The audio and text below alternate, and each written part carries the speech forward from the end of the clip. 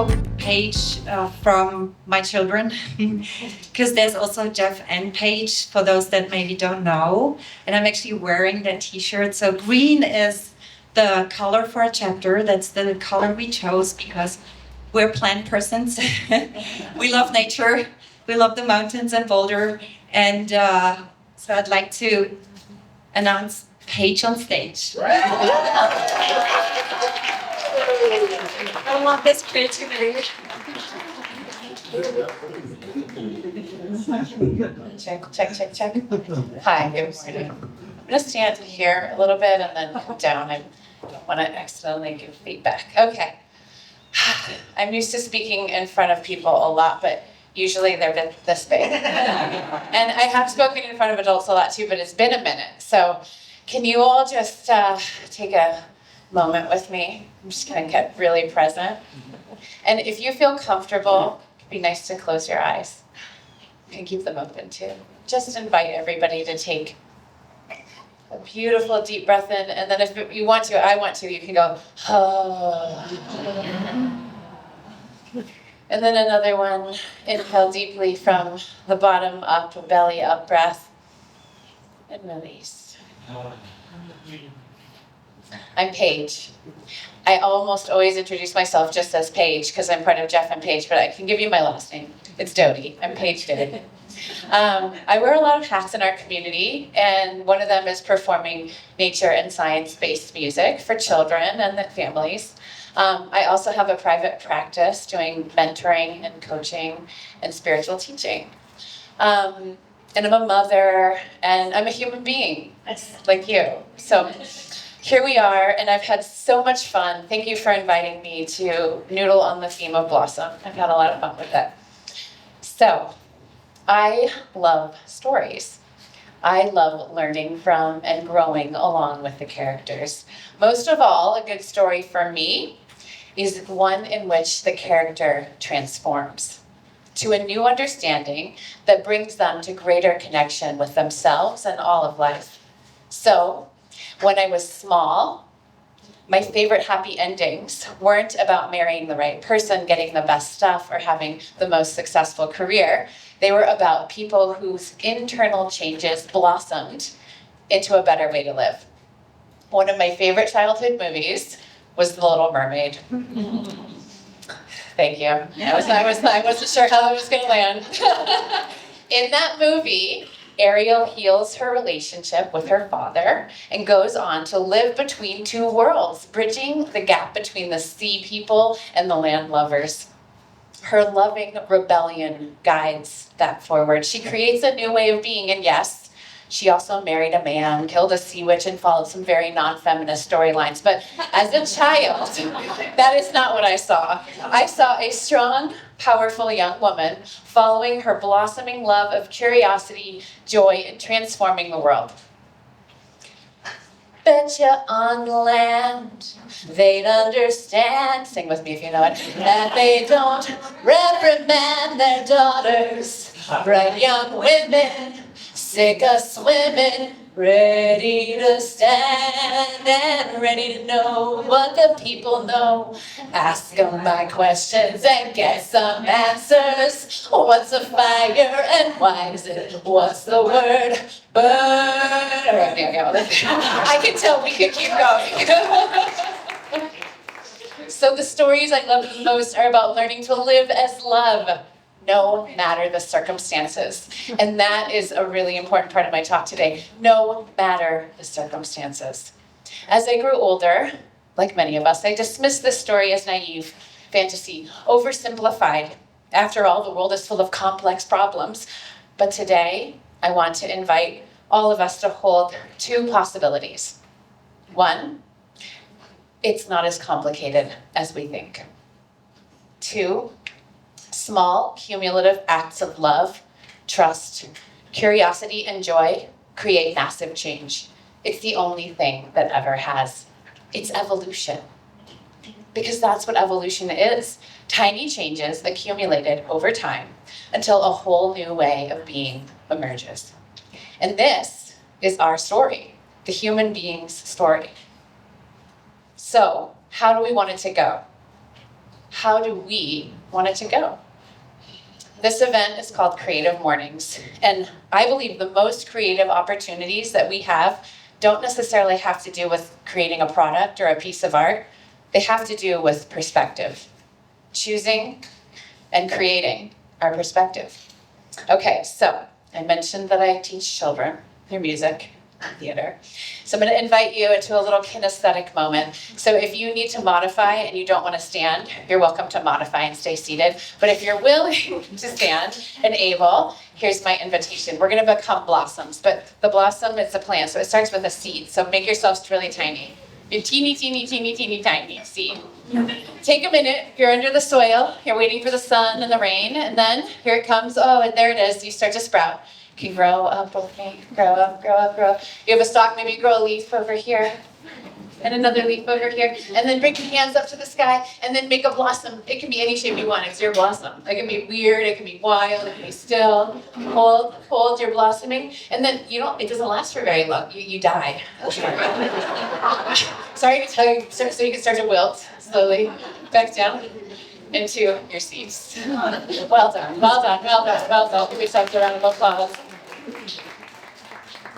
So Jeff, my creative partner and my dear husband and I, we have been performing a song for a long time that's about the cycle of decomposition. It's called Decompose, New Tree Grows. And we have the kids do that with us. We go decompose, new tree grows, decompose, new tree grows. And at first we were like, oh, this is a little edgy. Like, can we ask these kids to just keep dying over and over again?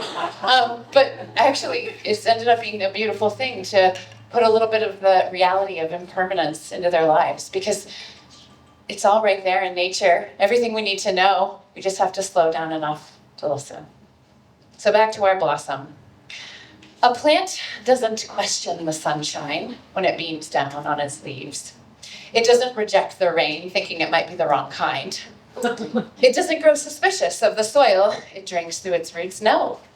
It uses all of that, whatever it is, no matter the circumstances, to transform into blossoms. Beautiful, impermanent, and rather quickly returning again to the earth to decompose. So, imagine if blossoms were like humans. So sunny. I know, it's really too hot. I wish that a cloud would come. Me too. Oh, look, here comes one. Oh, that's better. Wait, I'm cold. Do you have a jacket? No, I didn't bring one. You know what? I've been thinking a lot about the rain. It's really not the same quality that it used to be. I'm thinking about switching to purified water. Oh, if only I had the budget, am I right? Oh, look out. Here comes that bee from down the street. I hate the way she talks. Quick, hide.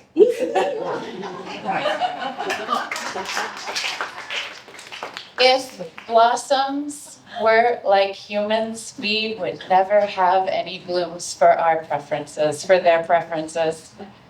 It's so easy as human beings to slip into suspicion, defensiveness, or judgment, to feel like we have to justify our very existence every time we walk out the door or check out at the grocery line.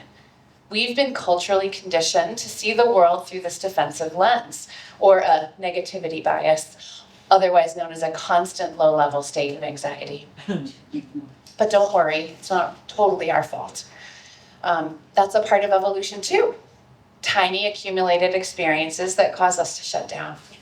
But a blossom, it's not anxious. It's not closed. It's open, vulnerable, ready to give nectar, ready to receive pollination. It offers its beauty freely without calculating what it will get in return and without fear of retaliation, though it could get picked at any moment. Now here's where it gets fun with evolution, with the way I'm talking about it.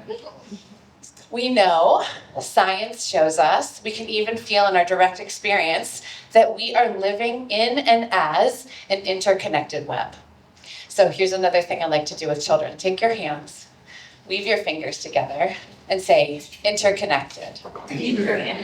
So way to get them to feel what that might look like in their bodies. Then I do it in Spanish too. Interconectado.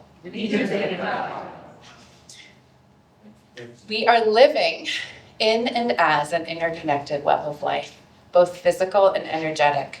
Blossoms remind us of this. They grow from soil, which is made of matter, reconfigured, dead things, waste, transformed into life-giving nutrients, just like us.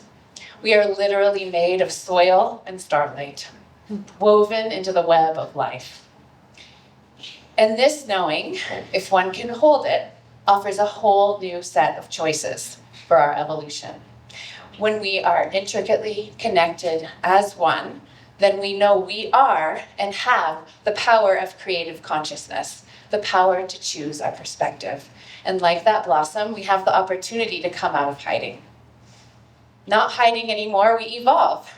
I think this is why vulnerability had such a heyday, because people hadn't seen it before. It was an evolutionary moment in our consciousness. People hadn't seen vulnerability before. Like back in the 50s, my mom's dad died. She was 14. She came home, her mom gave her a hug and said, "Okay, we better start cleaning. People are gonna be over here soon." Ouch.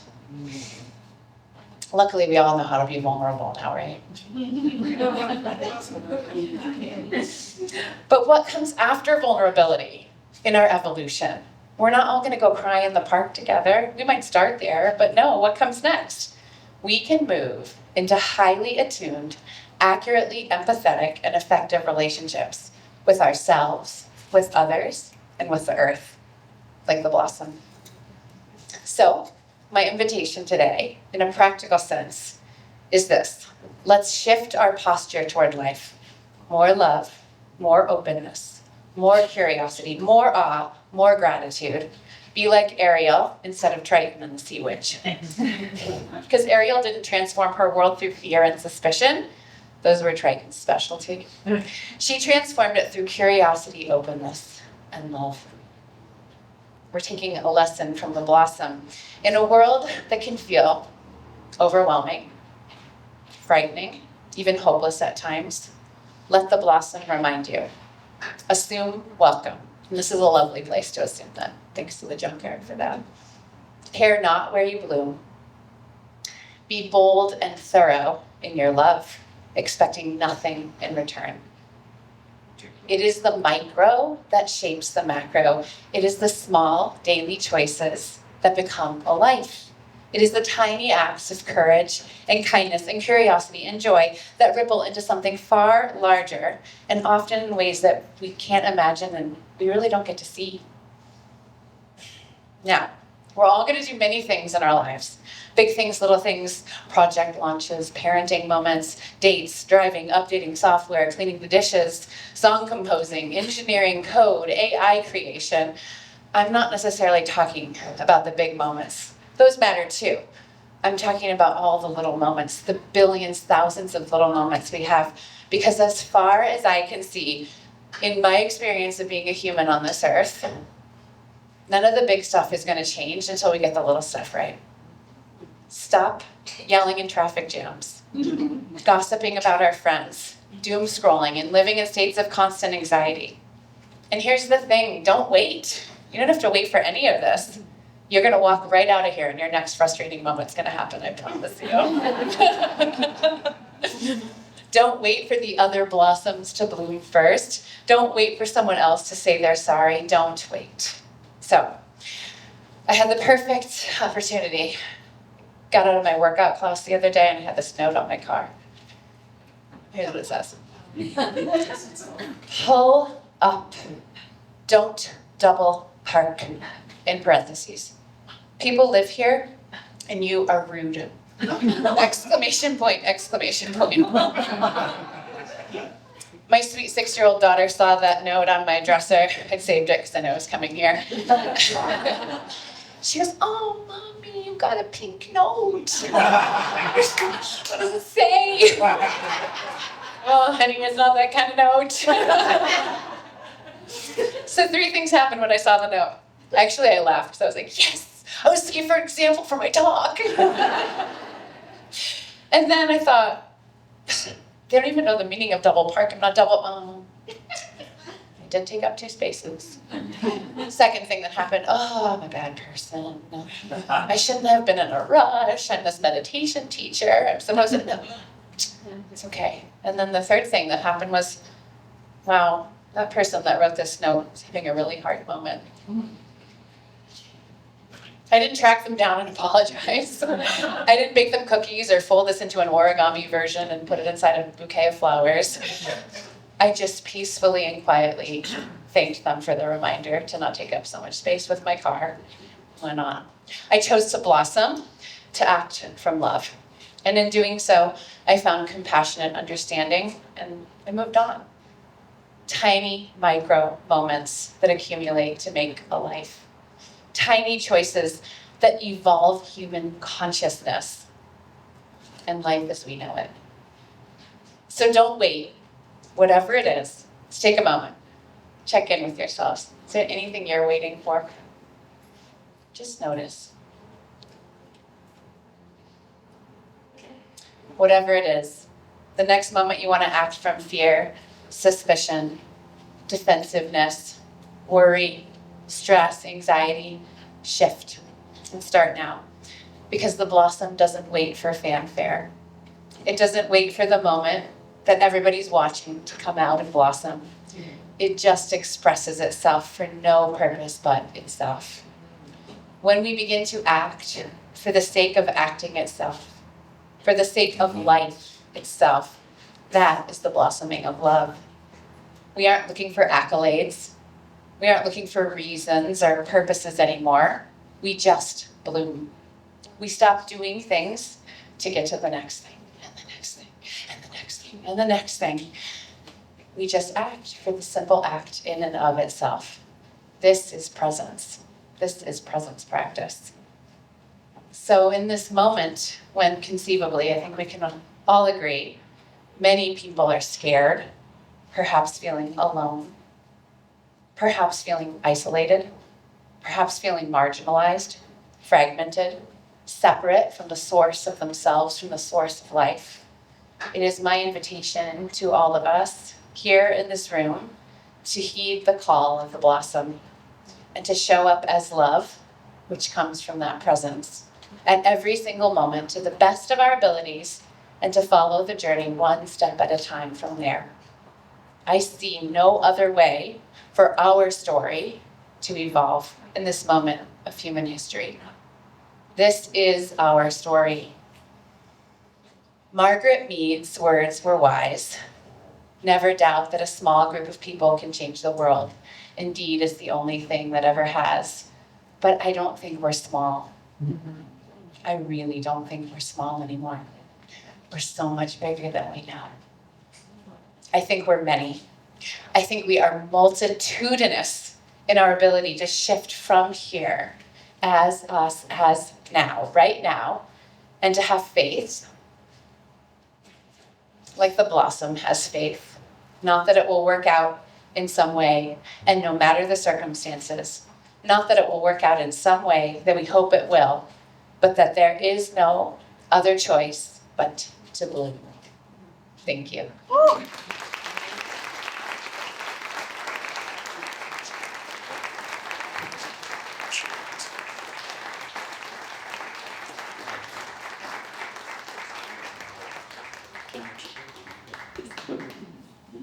I don't know if that was 20 minutes, but I think it was close. So, Paige, can you stay just for a bit? So we have a couple of minutes if anyone wants to ask questions to Paige. This is your moment. So please go ahead. If you can't hear, I can repeat your, if you'd like to, or I just repeat it, whatever you.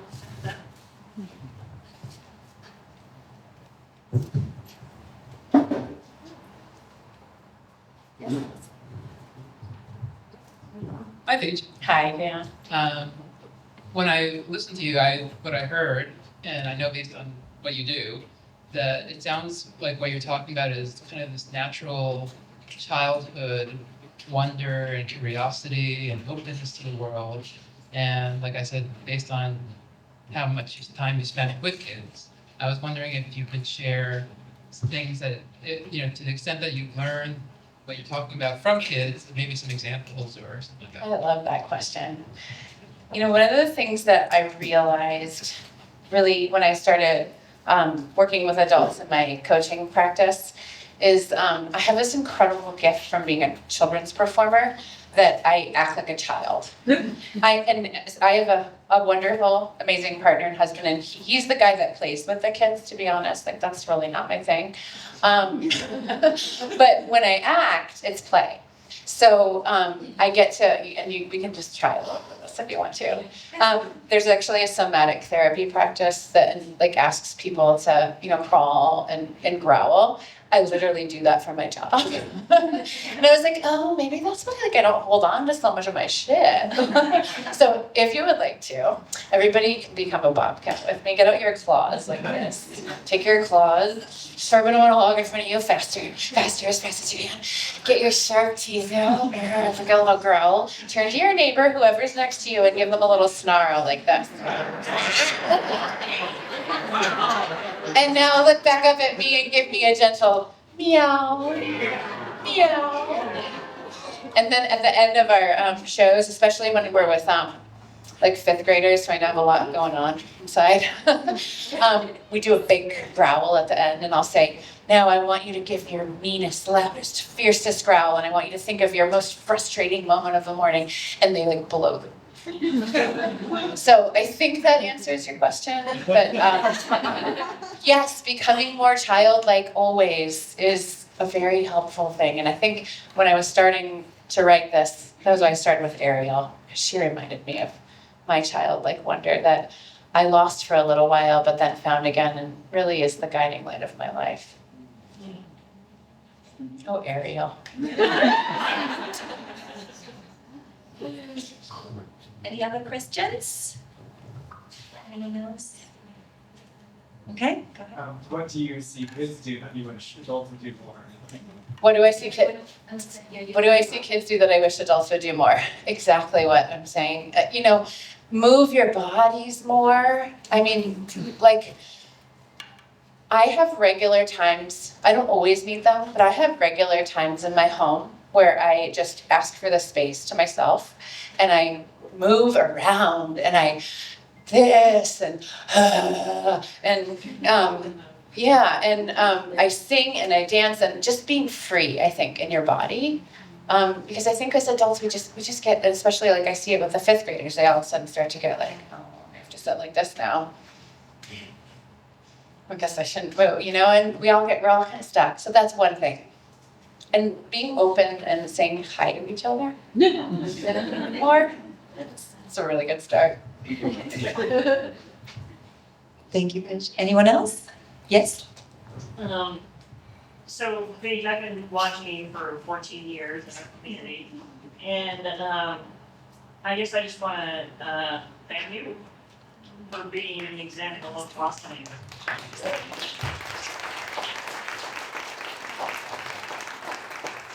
Thank you. But what's your current edge that you're working on? My current edge that I'm working on is that there's too many things I want to do. Jeff and I are making a TV show can you stand up just for a second? Yes. That's Dia, she's our producer, and that's Dana, she's our director. And it's the most fabulous, exciting, creative project I've ever got to work on in my life. And we're making a show called Rainbow Socks with the Rainbow Socks Rangers. It's me and Jeff and our friend Sean. And that's my edge right now, for sure. In like the best, absolute best way. Yes. Excited. Yeah. Anyone else? So let's give Paige another applause. Thank you. Thank you.